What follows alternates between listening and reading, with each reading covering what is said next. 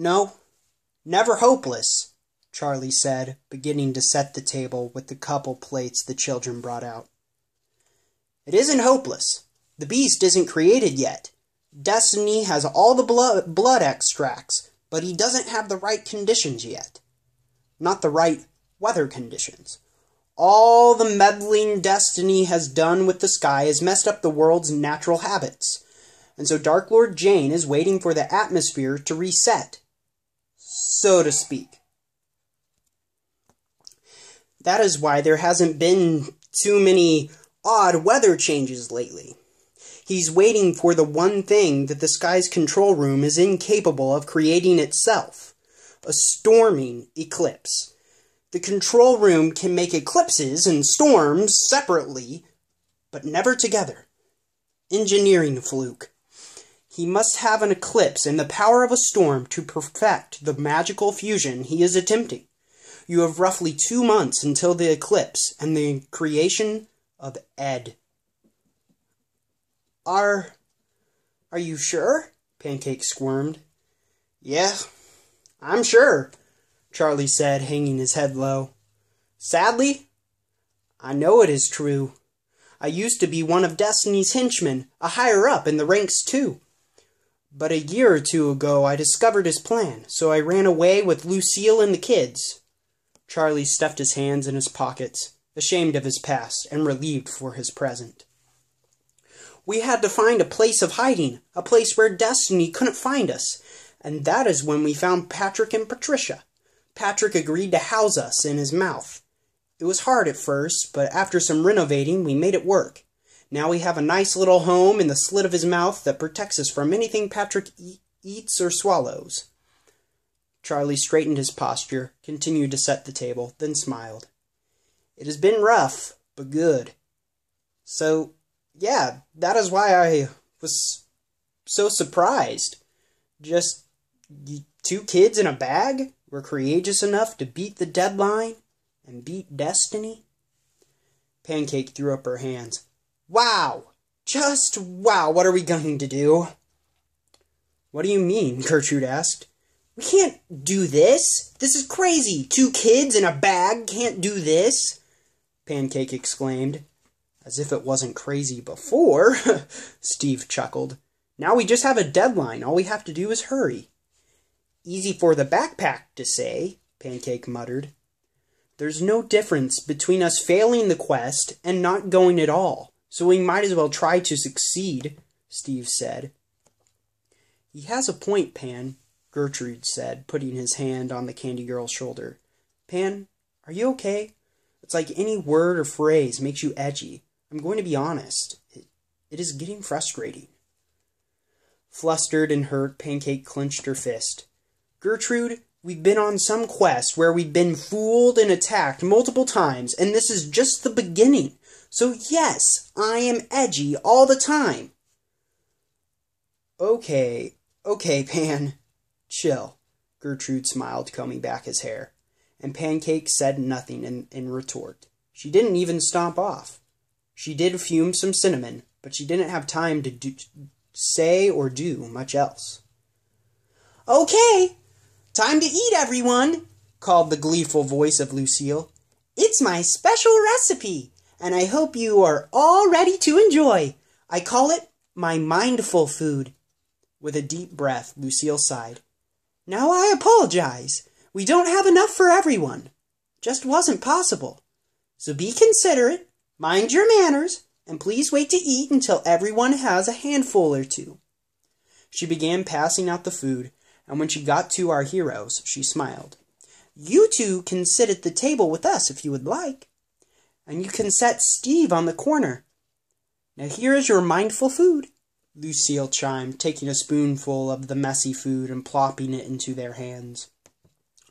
Sitting down at the table, our heroes held back expressions of disgust and pushed forward smiles as they looked down at the blobbed jelly in their hands. The messy green food dripped, dropping droplets onto the table below and causing grimaces to form on our heroes' faces above. Lucille continued scooping out spoonfuls of mindful food, quietly singing as she went. Finally, after quite some time, the woman finished serving and sat down to join her family, placing the bowl on the floor, Patrick's tongue. "Mommy, Mommy, can we eat yet?" whined the children. Lucille smiled. "Not yet, kiddos. We must explain our food to our guests. Remember, they aren't used to eating mindful food." "All right, Mommy," the children whined, staring at their food and licking their lips. "Now, everyone," Lucille announced loudly, quieting any chatter among the bunnies. "Now, Lucille, don't tell them yet," Charlie interjected. "Let them try it and see what they think." The man lowered his voice. "If you tell them now, it'll shame them." Lucille turned to her husband. "They will be shamed whether they know now, tomorrow, or never. Shame isn't so much what is felt, but rather, shame is what should be felt, whether they feel it or not. Let me tell them." Charlie smiled and sighed. "Well, all right, Lucille. I guess I'll trust you on this." "I told you, Pancake," Steve whispered. "I told you about that someone worth your attention that I heard about. I bet they know about it, too." Pancake rolled her eyes. "Yeah, well, whatever, Steve." "Attention!" Sincerely, Lucille raised her voice to show the backpack and Pancake that she had something important to say. Gone was the simple tone of the plain and short woman, and from her mouth came a bolder tone. "So, in short, this may be a measly meal to you, or it may be the grandest. Before we eat, let me explain this recipe. Mindful food is special, not your regular food, yet you eat it all the time." The woman paused, then smiled. "Mindful food is only as good as what your mind loves is good and meaningful. As in, mindful food's taste and heartiness reflects what your mind loves, what you care about, and what you find to be meaningful in life. Mindful food reflects what your mind eats daily." Lucille sat down, then gently, yet loudly, said, "You may eat." At first, silence filled the room. What curious, odd, yet strong words to come from a simple lass in tan dress. But before long, a chatter filled the room. All too much and too quiet for the words and conversations to be heard by Lucille.